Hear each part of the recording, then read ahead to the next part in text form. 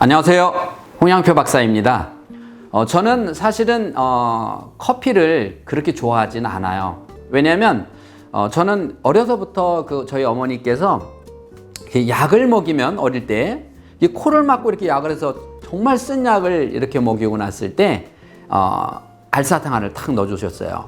그 맛이 머리에 각인돼서 그런지 이 단 거를 좋아해요. 그래서 저는 원래 커피를 마시면 라떼에다가 보통 설탕을 한 두세 개 이상을 넣어요. 그런데 어느 날부터 분위기가 아메리카노 이걸 먹는 분위기인데 먹어보면 쓰고 맛이 없어요. 근데 이제 한 잔 한 잔 자꾸 먹다 보니까 지금은 이렇게 제가 항상 녹화할 때도 보면 이렇게 커피가 있잖아요. 이 커피 향도 좋고 커피가 좋아졌어요. 이건 무슨 말이냐면 뇌가 이 커피가 처음엔 싫었지만 계속해서 내가 어떤 커피를 먹으니까 뇌가 이 사람은 이 커피를 선호하는가 보다라고 뇌에서 선호도가 만들어진 거예요. 그래서 이 선호도가 만들어지기까지는 좀 시간이 걸렸지만 저는 설탕을 많이 넣고 이렇게 먹는 것이 몸에 안 좋다라고 하니까 그래서 그럼 나는 아메리카노를 한번 길들여 볼까? 라고 조금씩 마셔봤더니 이제는 이렇게 아메리카노를 즐기게 됐어요. 이게 뇌 발달입니다. 우리가 뇌를 발달하려면 뇌가 인지하고 자리 잡을 때까지는 쓴맛을 먹는 훈련을 해야 돼요. 내가 맛이 없다고 아예 처음부터 손을 대지 않았다면 저는 이 커피의 맛을, 진정한 맛을 느끼지 못했던 것처럼 우리가 뇌의 발달은 어떤 부분에 의해서 그 부분이 뇌에서 시냅스가 자리 잡을 때까지 힘들고 어렵다는 거예요. 그 과정을 넘어갈 때 비로소 이 과정이 내 거가 되는 거예요. 많은 사람들의 이야기를 듣는 거는 커피가 맛있대. 커피를 왜 먹어? 쓴 거를 나 이 커피 정말 맛있어, 향도 좋고 라고 이야기할 때 저는 그 사람 이야기를 들어서 먹어보면 맛이 없어요. 근데 그 사람 맛있다고 그랬어요. 그거는 그 사람이 나한테 알려준 그 사람의 이야기고 내가 아는 뇌예요. 이것을 내 걸로 만들기까지는 많은 노력을 해야 된다는 거죠. 왜 내가 서론에 이런 얘기를 했냐면 이제부터는 조금 더 세부적으로 아이들에게 학습 훈련할 수 있는 방법을 제시하는데 제가 이야기하는 이런 방법들은 어머니가 오늘 처음 알아서 맞아 저거야 라고 되는 것이 아니라 이렇게 어떤 맛을 뇌에서 훈련을 뇌에서 학습을 뇌에서 자리 잡을 때까지 시간이 필요하다는 거예요.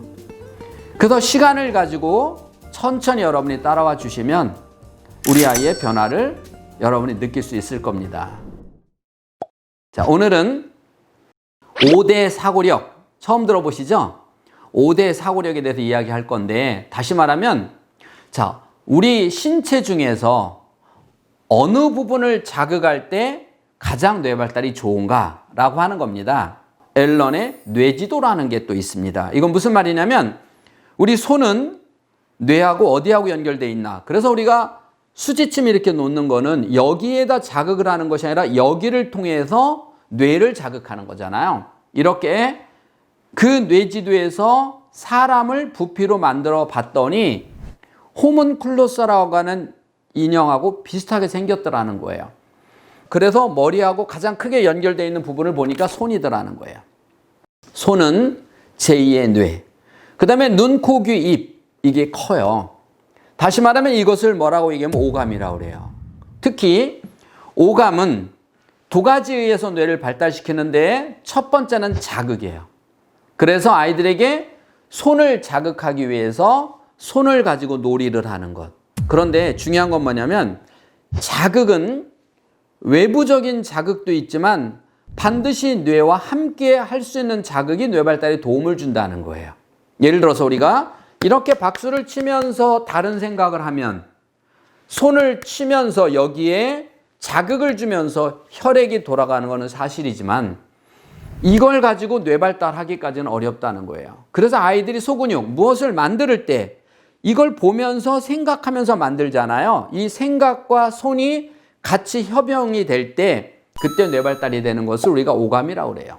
이렇게 우리는 5대 사고력을 통해서 보고 듣고, 읽고, 말하고, 쓰는 것을 어떻게 생각과 행동을 같이 훈련을 시켜서 이 5가지 뇌를 발달시키면 우리가 살아가는데 큰 도움이 된다는 거예요. 어떻게 도움이 되나 한번 볼게요.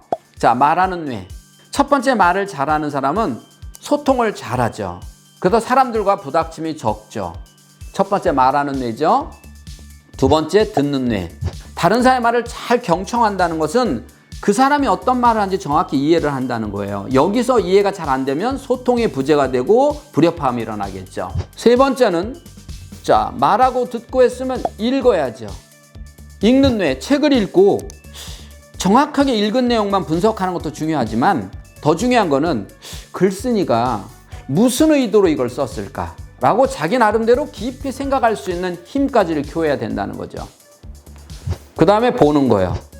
많은 부분에서는 눈으로 보고 판단하는데 이 눈은 본대로만 판단을 하기 때문에 우리가 보는 사고력이 잘못되면 판단력이 흐려지는 거죠. 실수가 많아지는 거죠. 그래서 보는 사고력이 중요하잖아요. 그럼 말하고 듣고 보고, 그렇죠? 읽고 쓰고 하는 것. 쓰는 것도 마찬가지잖아요.